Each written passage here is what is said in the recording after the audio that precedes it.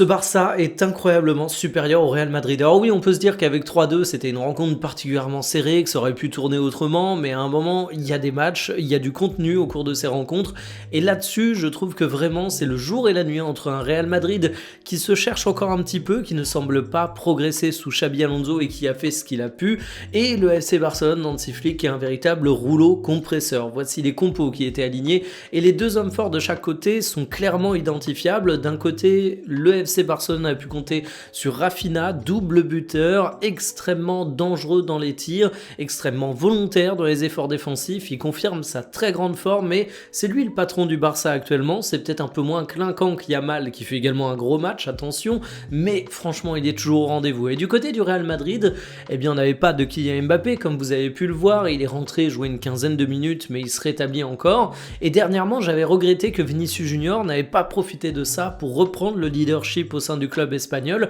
Et bien au cours de cette rencontre, je ne vais pas critiquer Vinicius Junior, bien au contraire, il marque un but de classe qui est très caractéristique de Vinicius Junior, de la vitesse, de l'agilité, de la dangerosité. Vraiment, Vinicius Junior a fait enfin le match que j'attends de lui depuis pas mal de temps, donc chapeau à lui, mais malheureusement, ça n'a pas suffi pour le Real Madrid, parce que le Real Madrid a été dominé dans l'entrejeu, le Barça a eu la possession, et je trouve même que les statistiques de la rencontre soient assez trompeuses, parce qu'on peut se dire, ok, le Barça a moins de grosses occasions, a plus d'arrêts du gardien, donc finalement c'était un peu serré, mais quand on creuse un peu, en termes de buts attendus, c'est 2-6 pour le Barça, 1-39 pour le Real Madrid, et surtout, la maîtrise n'était pas du tout la même des deux côtés, et tu t'es retrouvé avec 80% du match qui était quand même marqué par un temps fort du FC Barcelone, et quand le trio avec Lewandowski, Yamal et Rafinha est en forme, ce Barça est inarrêtable. Alors évidemment, il y a toujours des sujets défensifs, je suis le premier à le mettre en avant du côté du FC Barcelone, mais au bout d'un moment, quand tu es capable de marquer 3, 4, 5 buts par match,